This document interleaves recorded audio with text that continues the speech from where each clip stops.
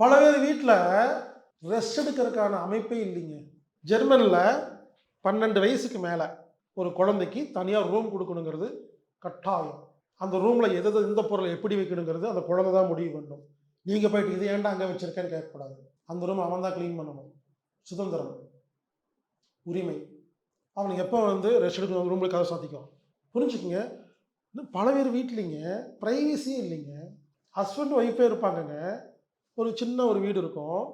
ஒரே ஒரு பெட்ரூம் இருக்கும், ஹால் இருக்கும், கிச்சன் இருக்கும். 4 பேர் இருப்பாங்க. ஒரு ஹஸ்பண்ட் ஒய்ஃபுக்கு அந்யோன்யம் இல்லை, லவ் இல்லை, ரொமான்ஸ் இல்லை, எதுவுமே இல்லை. அப்படியே கடமைக்கு இருக்காங்க. எதுக்கு தான் கல்யாணம் பண்ணணும், எதுக்கு தான் வாழ்கிறோம் தெரியாமல் வாழ்கிறாங்க. நம்ம வாழ்கிறதே ஹாப்பினஸ்க்காக தாங்க, நிம்மதிக்காக தாங்க. புரிஞ்சுக்குங்க. நம்ம இந்த உலகத்தில் வாழ வந்ததே சந்தோஷமாக இருக்கிறதுக்கு தான்.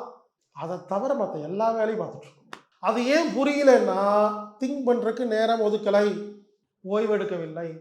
இந்த வினாடி முதல் எப்பெல்லாம் உங்கள் வாழ்க்கை மேலே, உங்கள் மேலே, உங்கள் பிரச்சனை மேலே கோவம் வருதோ, டென்ஷன் ஆகுதோ, சும்மா இருங்க.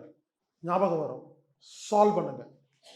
அந்த நேரம் இருக்குல்ல, 7 நிமிஷத்தை எவ்வளவு அதிகம் பண்ணுறீங்களோ பெரிய பெரிய சிக்கலெல்லாம் தீரும்.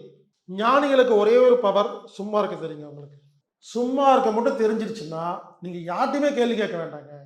நம்ம என்ன தெரியுமா பண்ணுறோம், ஒரு பிரச்சனைக்கு புத்திசாலிகிட்ட ஐடியா கேட்குறோம். புத்திசாலிகிட்ட ஐடியா கேட்டால் ஒரு ஐடியா தான் கொடுப்பாரு. நம்மளா சிந்திச்சா பல ஐடியா கிடைக்கும், பெஸ்ட் ஐடியா கிடைக்கும். எனவே இந்த வினாடி முதல் சிந்திப்பதற்கு, சும்மா இருப்பதற்கு நேரம் ஒதுக்குங்கள். உங்கள் வாழ்க்கை பல மடங்கு முன்னால் போவீங்க. ஆச்சரியமாக இருக்கும். எல்லா பிரச்சனையும் சால்வ் ஆகிடும்.